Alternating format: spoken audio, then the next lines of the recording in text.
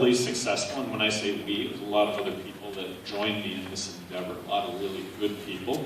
But the pledge was to put issues first and politics last. I wasn't a politician, so you don't have to worry about that. And I just promised to put the issues that should be on the front burner, regardless of any political consequence, because I wasn't a politician. And that actually works out to be really good politics, in my opinion. I was more outspoken than any governor in the country regarding school choice. I think I was very free market. I may have vetoed more legislation as governor of New Mexico than the other 49 governors in the country combined. I vetoed 750 bills.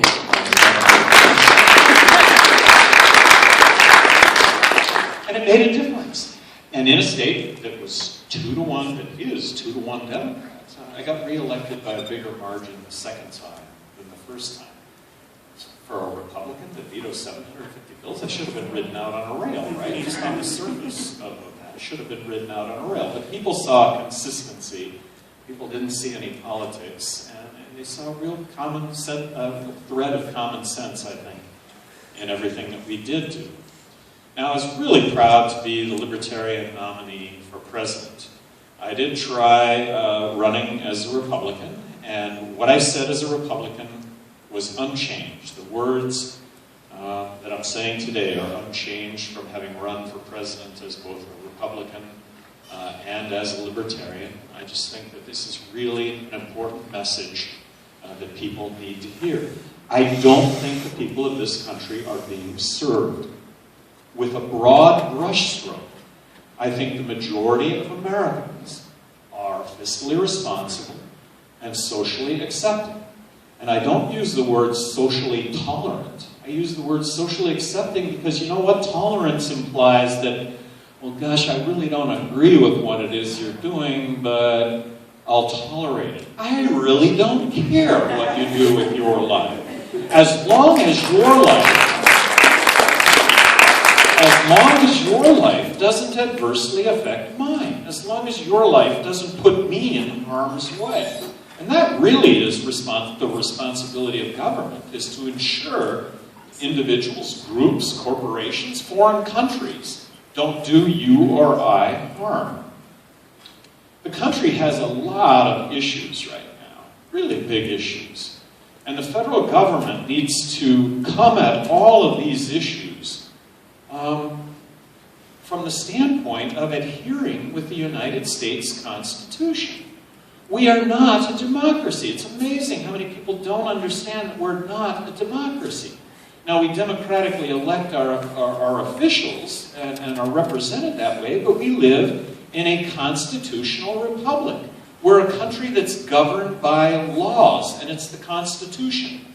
In a democracy, democracies ultimately fail because democracies vote themselves a raise, and ultimately they succumb to monetary collapse, much as Germany before World War II. That was the rise of Hitler to power.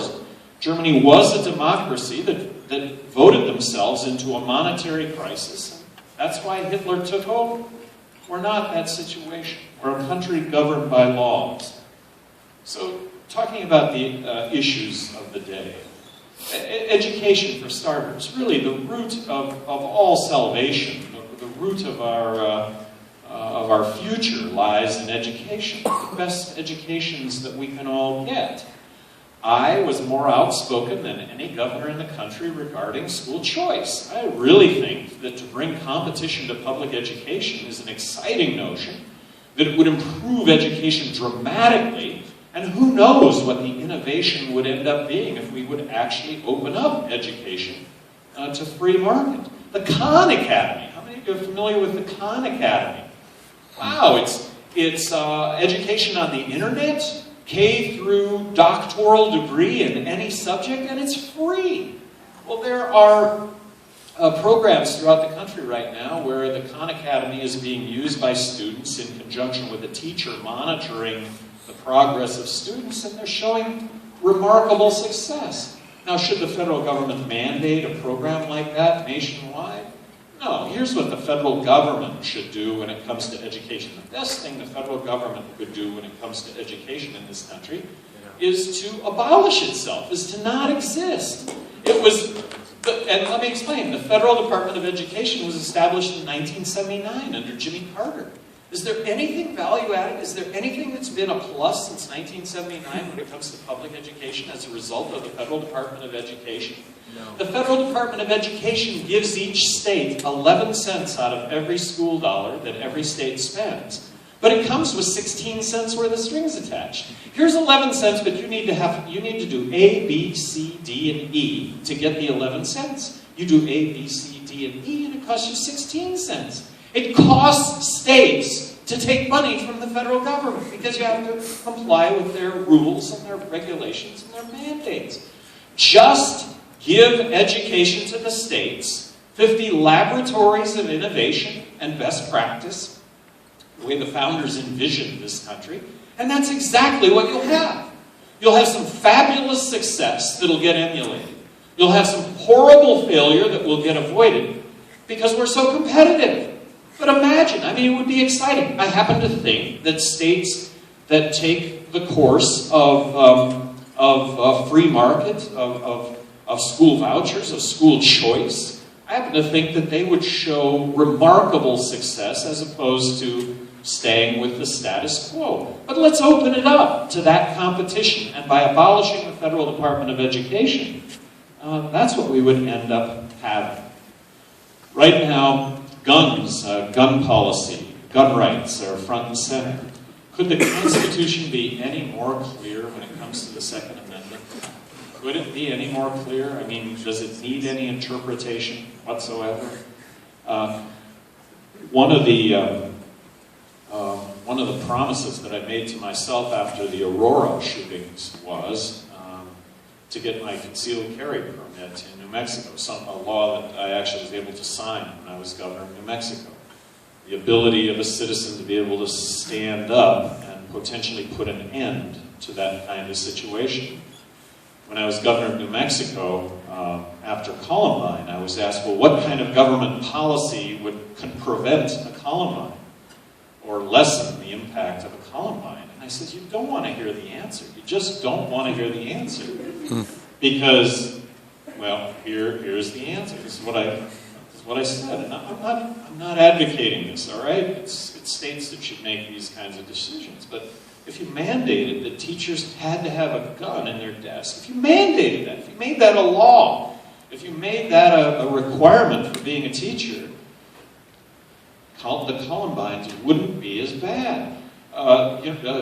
Virginia Tech, a school that prohibited guns from being on campus. 9/11, if guns would have been on that aircraft, unlike the movies where you shoot a hole in the airplane and everything sucks out the little hole, I guess that really doesn't happen. But that would have brought an end to 9/11. Nobody wants to hear that. And let's not forget that after 9/11, the government did do one thing that actually prevented aircraft from theoretically ever being used as a missile again, and that was beefing up, making the cockpit doors impenetrable. Really smart action. What would it be like to have a president of the United States that would not be adverse to vetoing bills? Well, I would have vetoed the National Defense Authorization Act,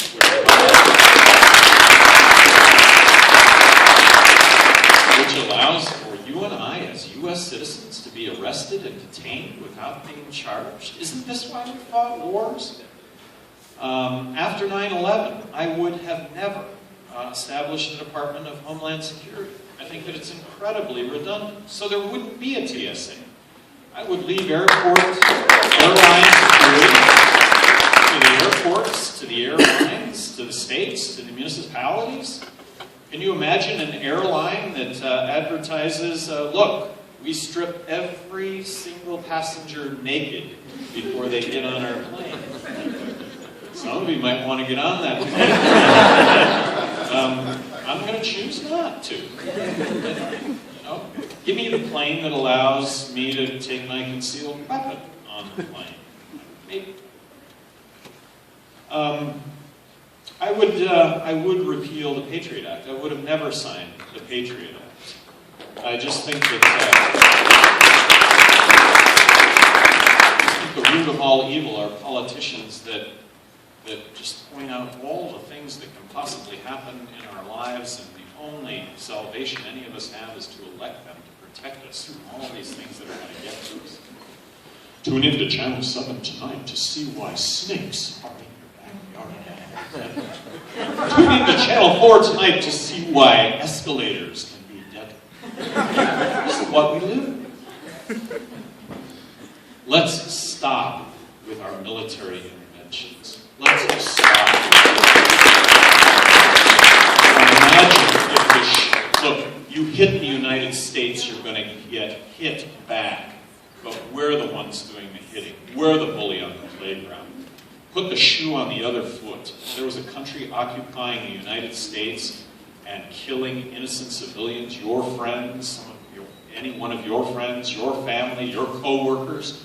You would yourself potentially vow vengeance against that country, including losing your own life to accomplish that vengeance. And that was the Revolutionary War. Putting the shoe on the other foot, looking at these drone strikes. Let's just assume for a second that every single person that we target as a bad guy is a bad guy and is an enemy combatant and deserves to be killed. Let's just assume that for a second, but I have to tell you, that can't be the case because we're human beings. Government makes mistakes just like we all make mistakes. But if you assume for a second that they all are bad guys, guess what? The drones don't just kill the bad guys. They kill hundreds, if not thousands, of innocent civilians. Imagine if that were happening in this country right now. We would vow vengeance against that perpetrating country. Drug reform, legalizing marijuana. We need to legalize marijuana now. And it's really, really significant that the state of Colorado voted to legalize marijuana. It's the first domino, along with the state of Washington, voted to legalize marijuana. Man, when the rest of the country sees that the sky isn't going to fall, that actually police go out and enforce real crime as opposed to victimless, nonviolent crime, things are going to change dramatically. Now, in Washington State, I endorsed that initiative in Washington State, but in Washington State, they have written into the initiative that if you are pulled over and tested positive for marijuana, which doesn't test for impairment, it just tests for whether or not marijuana is in your system, that is a driving under the influence, and that's what you will be charged and convicted of. And so that is one of the really big issues that goes along with marijuana. Is impairment. I will tell you that here it is. I'm on the chairlift in Taos the other day, and a guy looks over at me and he goes, "Man, are you Gary Johnson?" I go, "You're kidding me, aren't you?" And he goes, "Yeah, he's a lot bigger than you are." He said, "You are, aren't you?" I go, "Yeah, I am." He goes, "Man, I'm just so honored if we could smoke a bowl together." Hey man, I'm working really hard to make sure that you can do that legally, but that isn't something that I do. I don't drink. It's a choice that I've made. But I have drank and I have smoked pot. And the reason that I started smoking pot was as an athlete in high school. I just found it to be such a safer alternative than alcohol. And that's something that I've always maintained is that by legalizing marijuana, you will actually have less overall substance abuse because it is such a safer alternative. As much pot as I've ever smoked and getting behind the wheel of a car, something, by the way, that if you become impaired under the influence of marijuana, get behind the wheel of a car, that should be against the law, all right? But in my own personal experience, I always found, and I shouldn't have been behind the wheel of a car, but it's a different time, and a lot of people here can relate to a different time. We did drink, and we did get behind the wheel of a car. I wish we wouldn't have done that, but back to marijuana. as much as I ever smoked, behind the wheel of a car, okay, I'm going the speed limit, I'm in between the lines, I'm going the speed limit because if I go any less than the speed limit, I might get picked up. If I go any more, I might get picked up. So I'm driving safely. I don't know where I am, but I know that if I keep on going, it'll come to me, and it always came to me. So impairment is going to be a really interesting issue when it comes to marijuana. I believe that 90% of the drug problem is prohibition-related, not use-related. That is not to discount the problems with use and abuse, but that should be the focus. Steve Jobs said LSD was his inspiration. That without LSD, he would not have been the creative human being that he was. Talk about LSD for a second and prohibition. You know, in the mid-60s, a dose of window pane acid was visually half the size of your small fingernail. Well, that's a visual size of the dose. In the mid-60s, because of prohibition, there were people taking sheets of window pane acid. And they thought they could fly, and they jumped out of windows and died. That's a prohibition phenomenon. Chief of police from Zurich, Switzerland, I was asked to talk with judges in Portland, Oregon, and I didn't know how this, well, I was governor, and I didn't know how this meeting was going to go, but I showed up for the meeting with judges in Portland, Oregon, and what they said was, we just want to tell you that we agree with everything it is that you're saying. We think that what you're saying is right on, but we would like to share with you a story here that maybe you can pass on to others, that others might better understand the drug issue and prohibition. They said that methamphetamine is really the boogeyman drug. People do methamphetamine, they do bad things. Their behavior is altered and not in a good way. They said methamphetamine is the best example we can think of a prohibition drug because it's cheap and it's easy to make. That's why it's a prohibition drug. And so the consequences fall disparagingly on the poor because it is cheap and easy to make. They said if cocaine were legal, these people would be using cocaine instead of methamphetamine without the negative behavioral consequence. Now that happens to be the case, but imagine if the government were to tell the truth about cocaine. All right, you do cocaine, you don't have this negative behavioral consequence, you actually feel pretty good. That's what this is all, that's why people do drugs. But cocaine literally puts holes in your heart. It does a number on your cardiovascular system so that people my age that have been doing cocaine their entire lives aren't alive anymore. They've died from heart attacks. I mean, Whitney Houston is a classic example of someone who uses cocaine all the time. They die of a heart attack at a fairly young age. And then looking at heroin, chief of police from, you know that Zurich, Switzerland has a heroin maintenance program in Zurich. You get free heroin if you're a heroin addict. Well, how does that work out? How does that work? Well, in 2002, chief of police from Zurich, Switzerland showed up in Albuquerque for a drug conference, and I was there, and he said, you know, Zurich has a heroin maintenance program, and I've been in law enforcement my entire life, and so have all of my friends, and when they came out with this heroin maintenance program in Zurich, we were all opposed to it.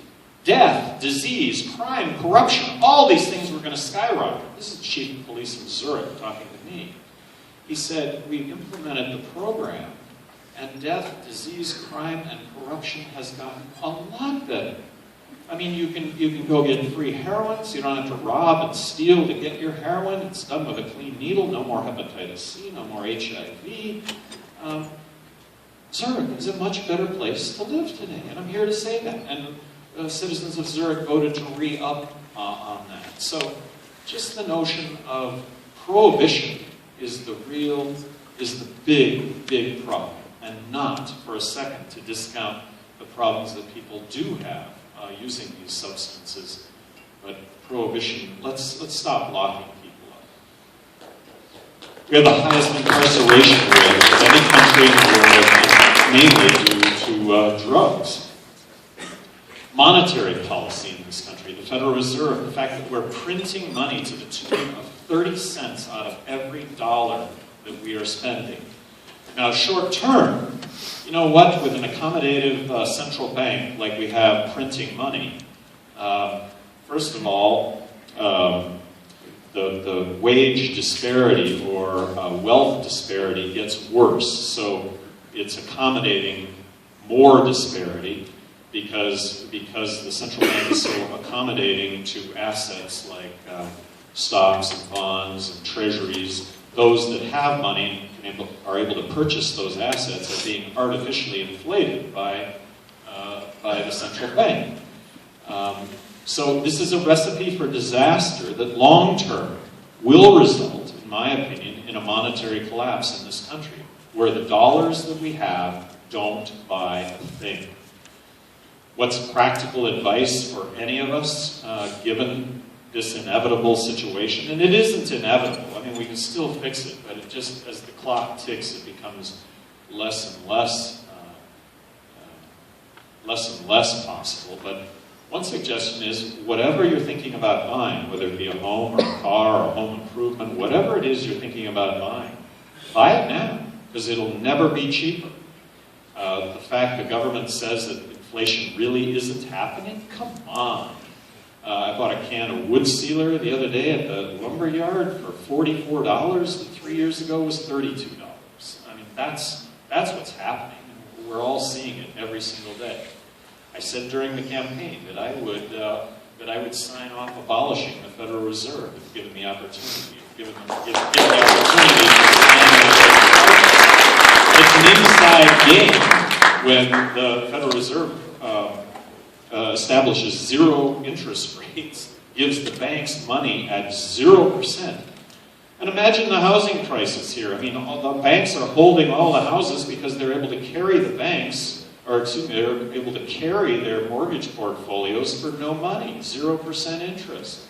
So what's the incentive to sell it off? I mean, weren't we able to take advantage of some really low-cost housing? Well, this is all because of the Federal Reserve and the fact that they're printing money, and it's got to stop. So we need to balance the federal budget. We need to balance the federal budget now. Is that going to be sacrifice on the part of all of us? Yeah, but if we don't sacrifice and make a balanced budget happen, we're going to find ourselves with nothing, and that's going to really be a horrible situation. And you can't balance the federal budget if you're not going to talk about reducing military spending by 30%. Notice I'm using the term military spending, not defense spending, because we're not about defense, we're about military and offensive spending. But we're spending more money than all the other countries in the world combined. And we're 80% of the world's population. There is no country that can stand up to the United States, and yet we continue to do this. And you can't balance the federal budget if you're not going to address the entitlements. Social Security is absolutely fixable. It is a problem that is pale in comparison to Medicaid and Medicare. But Social Security, look, we need to raise the retirement age. I think we should have an opt-in, opt-out provision. I think we should have some sort of means testing when it comes to Social Security. And that would be, how much did you pay into Social Security? How much you get paid back? Should you get paid back more than what you put in, given a certain level of income? I think there could be a very fair means testing established for Social Security. But these are the things we need to do. And Social Security was established in the mid-30s. 65, you get Social Security. Well, at that time, the average lifespan of a male in this country was 57. So using that same ratio today, retirement should be available at 82. Nobody was going to, I'm not suggesting 82, but it shouldn't be 62, which is something that we can do today. Medicaid and Medicare, I happen to think that there are those that are truly in need in this country. But for government, and in our benevolence, I think we want to really take care of those in need. I just think we've gone way over the line with regard to in need. So the way you fix Medicaid and Medicare, in my opinion, is you get the federal government out of the healthcare business entirely. You give it to the states, 50 laboratories of innovation and best practice. You block grant the states a fixed amount of money. I think you'll have some fabulous success that'll get emulated. I also think you'll have some horrible failure that'll get avoided. But this is how we're going to find our way out of this. 50 laboratories of innovation and best practice working on this. And the states that implement genuine free market approaches to health care are going to be those states that are, in my opinion, going to have the most innovation. Gay marriage is front and center. I think gay marriage is a constitutionally guaranteed right. And by the way, the government has created the disparity that makes gay marriage something that is so desirable by same-sex couples. There are 1,100 laws, federal laws on the books that give advantage to heterosexual couples. So by acknowledging marriage equality, you don't have to change one single line of federal law. If you want to get government out of the marriage business, you're going to have to change 1,100 laws. There will have to be 1,100 separate pieces of legislation to achieve marriage equality. I know that abortion is really a difficult issue, and I appreciate all sides of the argument. I have talked with friends and family throughout the years, and I've actually found myself in the same position that that the law of the land of this country falls down on. That the Supreme Court has ruled that a woman has the right to choose up until the point of viability of the fetus, and they've described the viability of the fetus as being able to sustain the life of the fetus outside of the womb, even if by artificial means. But that's the law of the land, and when it comes to abortion, I just think that it's a difficult issue, and that the only person that should decide that issue is the woman involved. And for anybody that starts to talk about criminal penalties for abortion, why is it that the men aren't part of the criminal, why is it that the fathers aren't part of that criminal equation? It never seems to be part of the criminal equation. Immigration. Immigration is an issue that's front and center. I am a border governor of Mexico. I will just tell you that immigration is really a good thing. We should make it as easy as possible for somebody that wants to come into this country and work to get a work visa. Not a green card, not citizenship, although that should be part of comprehensive immigration reform, but a work visa. Let's just make it easy. We don't want criminals coming into this country. Let's not build a fence. The Republican debate on immigration that Mitt Romney says it's a no-brainer to build a fence across the border. Well, I personally don't have a molecule of brain based on his assessment of where brains lie. Oh, and by the way, in the Republican debates, if I would have just been able to be there, there is one question they asked that I would have answered differently than everyone else on stage, and that was, a balanced budget is really important. Would you accept a balanced budget if it meant 90% spending cuts and a 10% increase in revenues, raising taxes 10% and cutting spending by 90%? We all answered no. Give me a break. I mean, come on. You're talking hypothetically. You're talking to somebody here who hasn't raised taxes one penny, but you're asking me a hypothetical question. Yes, I would have done that. Yes!